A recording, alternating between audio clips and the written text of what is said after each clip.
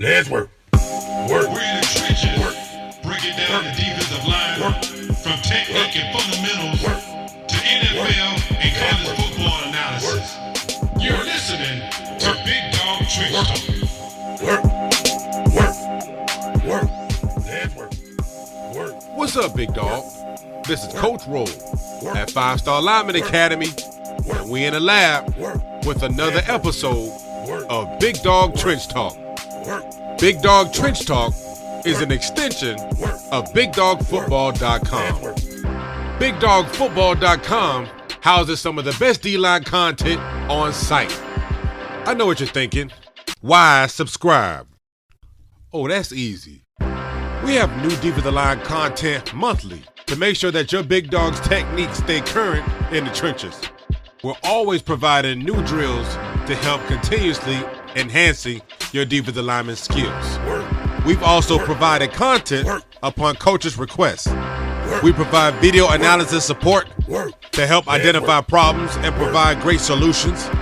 We even have coaches consultations where we provide action plans that ensures progress in trench play.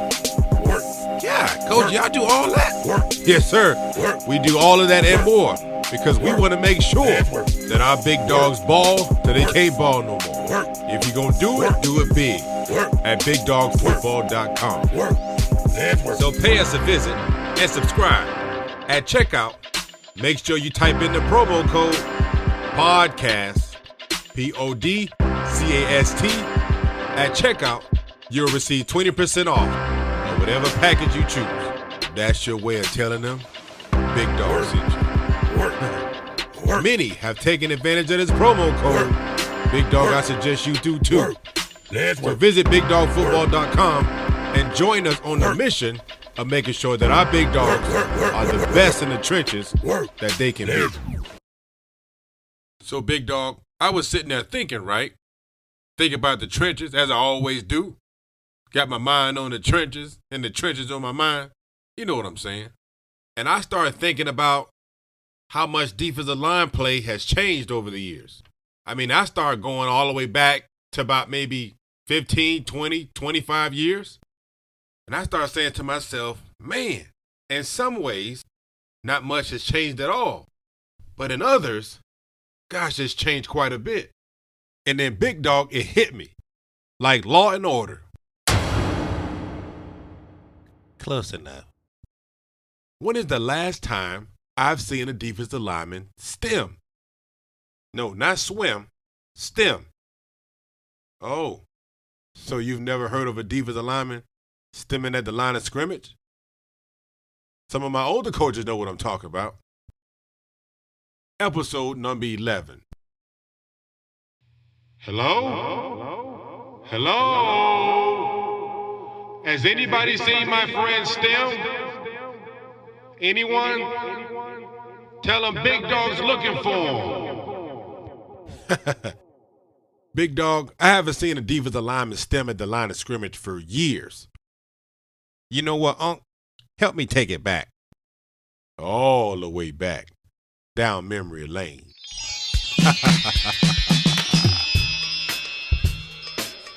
Listen up here, young buck. See, when I played back in the 80s, back when they had the afros, you know, Big Dog had one. I made sure mine was combs and picked. On the football field, see, we did something called stem. Now, let me school you here, young fella. So, you know, I played nose tackle. And my defensive line coach used to tell me, make sure you stem. You know, move. Don't just stand in one spot, young blood. You gotta move around. My D-line coach would say, when you stem or when you move around, you confuse the offensive lineman. So, we getting our stands. And our D-line Coach Ray is standing over there with his big old stomach and his gold tooth and a Jerry curl. Talking about, stem! Hey, stem! And that was the cue. You know what I'm saying, young blood? It meant move around. So, if you was lined up on the right shade of the center, you move to the left shade of the center. And right when that ball snap, you be sure to slant back full speed back to the right shade of the center, hitting that A gap. That offensive lineman was always confused. Worked every time. Every single time. Exactly. Appreciate that, Unc. You welcome. Oh, man, it's too much fun. Have you seen my friend Stem? I haven't. I haven't seen a defensive line stem in the trenches for several years. The stem for me is a technique that is used to confuse the offensive lineman's blocking scheme. By shifting or stemming your alignment, it confuses that offensive lineman's assignment. Okay, let's talk trenches. Let's say we're in a 43 defense. So we got 4 down defensive linemen in the trenches. What's that offensive lineman going to call? Even, even, even. What does even mean for the most part? It means you have 4 down defensive linemen. Why is that offensive lineman making that call?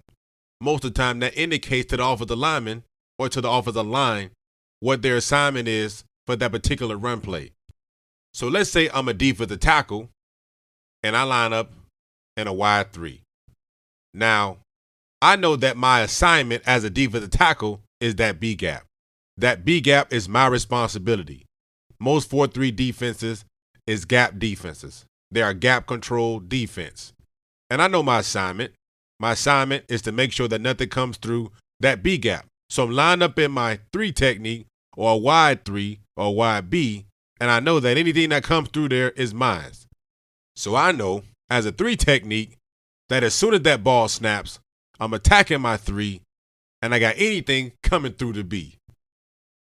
But let's say I want to stem. I want to confuse that offensive guard a little bit. So I'm going to stem, shift, or I'm going to move my alignment to, let's say, head up over that guard. Now, as soon as I stem my alignment, it might alter the offensive lineman's assignment. So let's say it was a power and the play called for a double team. Being that I was in the 3 technique or the B gap, the guard and the tackle were going to double team me and climb to the second level. The second level where the linebackers are. Well, that was the case when I was in my 3 technique or when I was in my wide B. But do you think that that changes when I shift or I stemmed my alignment to head up over that guard? Now the guard is fully covered and that offensive tackle is uncovered. And for lots of offensive linemen, when that happens, that offensive tackle is just going to climb to the second level. Yes, now obviously there are a lot of different variables that come into play, but most of the time, if that guy's not in that gap, that guard's going to take that defensive tackle on his own because he's covered, and that tackle is going to climb and try to seal that linebacker. You understand what I'm saying, big dog? So let's replay this real quick. I'm in a B gap. Even. That guard and that tackle's assignment is to double team me and climb to the second level. That hopefully that tackle's going to climb and that guard's going to take over. Or they're just going to double team me, and whichever way the linebacker goes, one of those linemen will come off and pick up that linebacker. Either way, because of my alignment being in the B gap, the initial assignment is to double and climb. But wait a minute. I just stemmed my alignment to now head up over the guard, which is a 2 technique. Now we have the offensive line thinking. Do they still double team? Or does the offensive tackle climb and that guard has to take me solo? For some offensive linemen, that's confusing now because now the assignment changes. But that's exactly what the stem technique does. It brings confusion. And we know the more any athlete thinks, the slower he plays, and the higher probability of that lineman making the wrong choice. Now remember, I know what my assignment is. I know that that B gap is mine. I don't have to line up in the B gap to attack the B gap, to hold that B gap down. I know that that's my gap. So I'm going to stem my alignment shift myself, and line up head up over that guard. So now I know that that offensive tackle is going to climb to the second level. And I also know, check me out, big dog, that as soon as that offensive tackle climbs to the second level, there's going to be the biggest hole in that offensive line. Why? Because the offensive tackle climbed to the second level, leaving a huge hole at the line of scrimmage. Now, as a smart defensive tackle that stemmed his alignment, head up over the guard, what am I going to do at snap? I'm going to slant right back in that B gap and right behind that offensive tackle. Tell me this, big dog. Do you think that that offensive guard can keep me from attacking that huge hole that that offensive tackle just left by climbing to the second level? Go ahead. Think about it. Not a chance. Big dog, it ain't happening.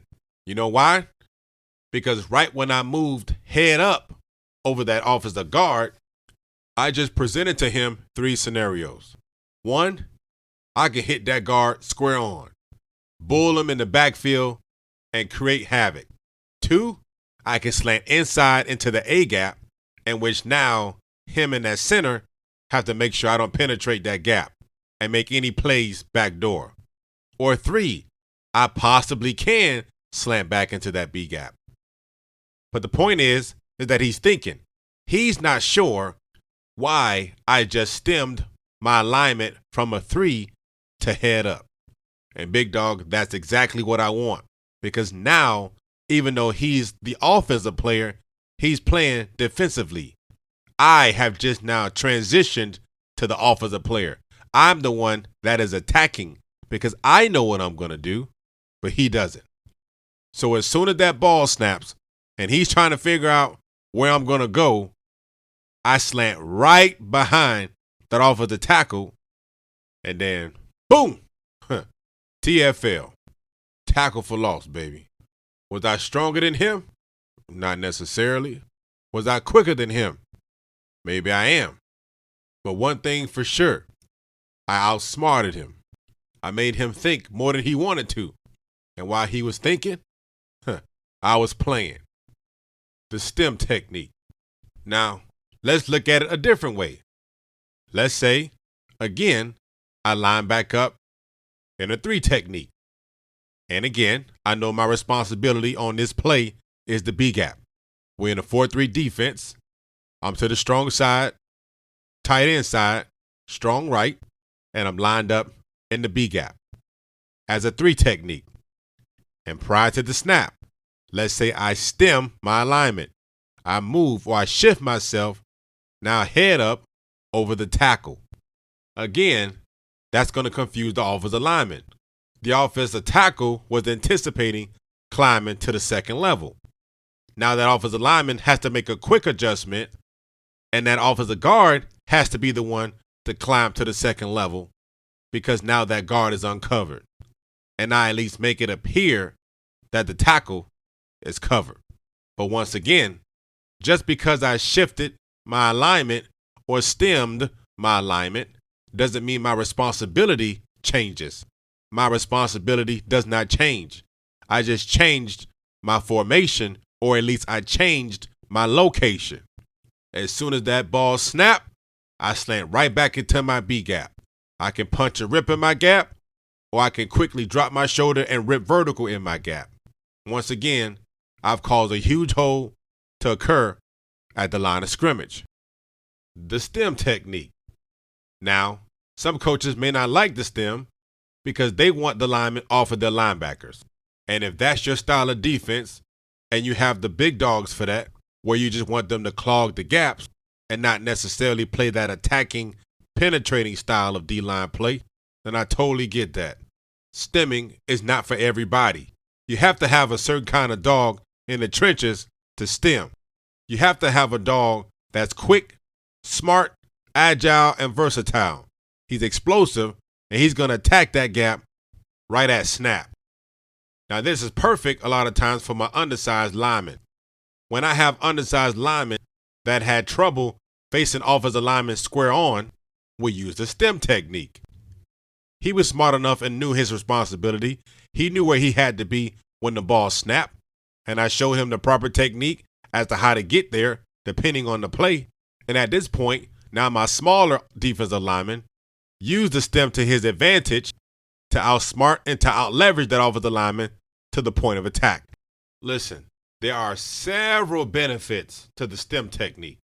Number one, in most cases, it confuses the offensive lineman, or it gets them thinking, and sometimes that's good enough. Two, it can create one-on-one matchups at the line of scrimmage. And if you know you have that type of dog at the trenches that's more agile and versatile, and you know he can be any offensive lineman to the spot, then applying this stem technique might be the perfect style of play for him.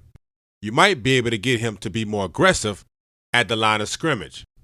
Three, it makes it very difficult to track or trace where that defensive lineman is going to be. When an offense or an offensive coordinator knows exactly where that defensive lineman is going to be, then obviously it makes it very easy to choose the right offensive play. That defensive lineman is just standing there like a guinea pig waiting to be slaughtered. Why? Because he keeps lining up exactly where that offensive coordinator wants him to line up. That offense knows exactly where you're going to line up by their formation. They got you exactly where they want you. And a lot of times I've seen this over and over again, that you have a strong kid and a great athlete be outsmarted by the offensive coordinator or be outsmarted by the offensive scheme. You've seen it before, big dog. The fold blocks, offensive lineman taking that guy at an angle. If that defensive lineman wins one-on-one matchups, then a smart offensive coordinator will make sure that that defensive lineman is attacked at an angle. Fold blocks, scoop blocks, anything that will keep that defensive lineman from punching that offensive lineman and squaring him up in the gap, causing traffic. Ain't no fools in the conference. I don't know of any offense that's going to allow a defensive lineman to just sit there and destroy that offensive line. Eventually, at some point, they're going to make adjustments in their blocking scheme, right? That's the whole concept of the wing T offense, the counters, the buck sweeps, the traps, the stretches, the elephants on parade, the zone plays, all of those offenses that will force and cause a defensive lineman to work laterally instead of vertically. But what if we can adjust our defensive linemen and not allow them to be so predictable?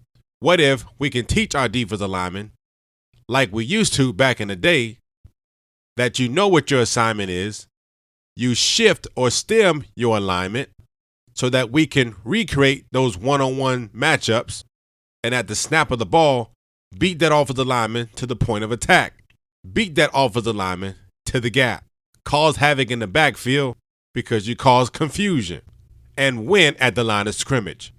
What I'm trying to say, big dog, is that there are so many ways you can win at the line of scrimmage. You don't always have to necessarily square up in your matchups. A lot of times, you can teach a defensive line to outsmart the opposition. Remember, the name of the game is to get the guy with the ball down. There are lots of different ways you can do that. And I don't think that there's anything wrong with every now and again stemming your defensive line. Speaking from personal experience, when I played at University of Florida, I could play the 5 spot, the defensive end spot. I could play the 3 technique. I could play the 1 technique. I could play anywhere on that defensive line. Now, my favorite was between the 1 and the 3. I loved me some 1 and 3. I didn't mind playing the 5 to help my team, but I loved playing the 1 technique and the 3 technique. Now, a lot of times, I would deal with guys bigger than me. I would deal with guys that were definitely stronger than I was. But I knew one thing, big dog. I was going to be smarter, I was going to be quicker, and I was going to outwill my opposition. So, Coach John Thompson, Coach, I love you. If you ever hear this, man, you my hero. And you know that.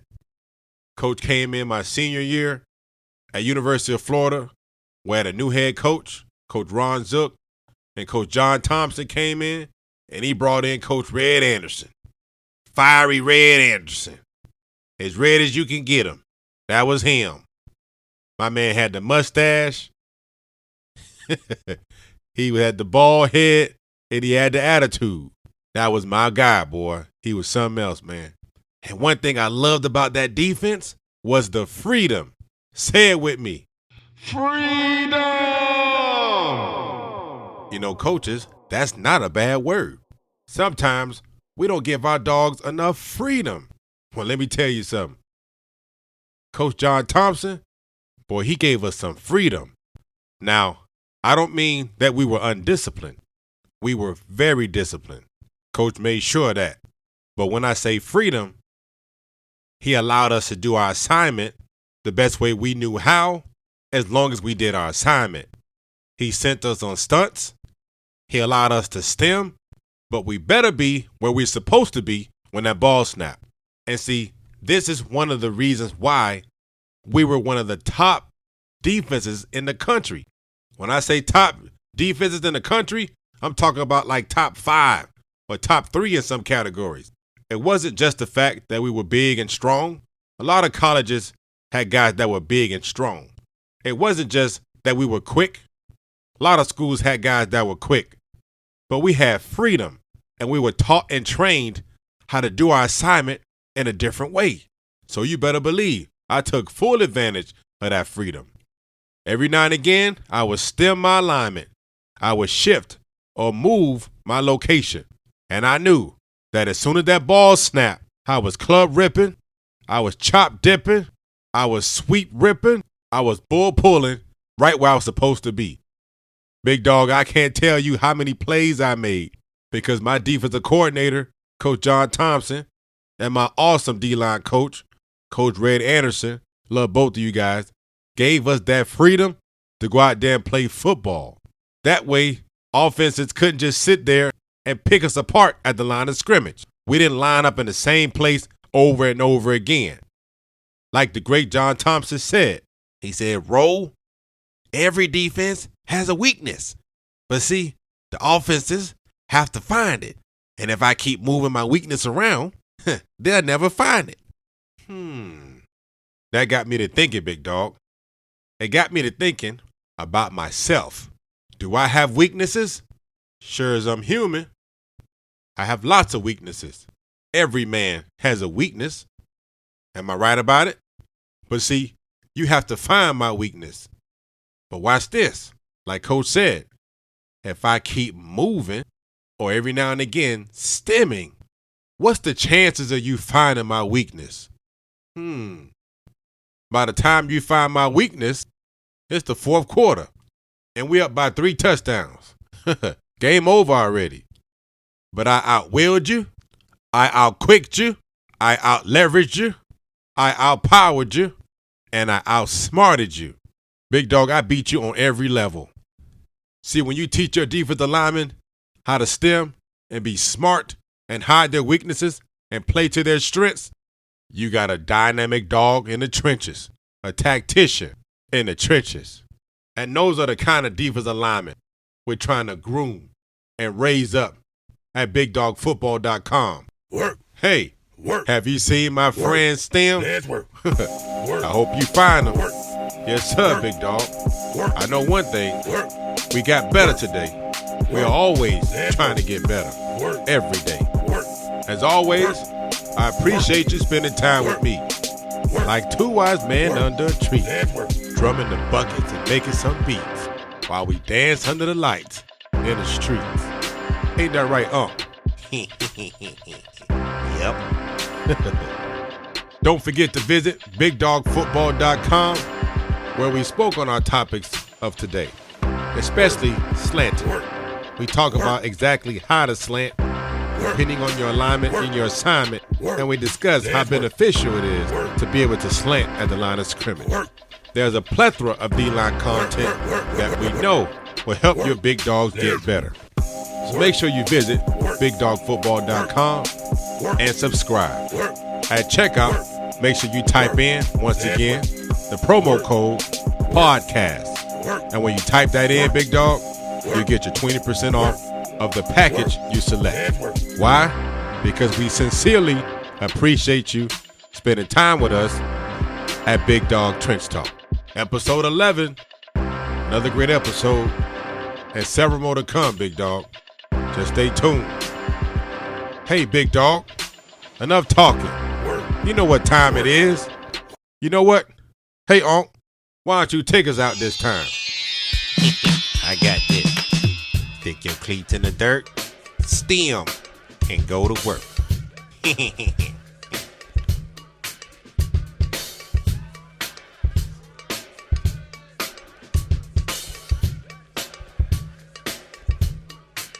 Let's work.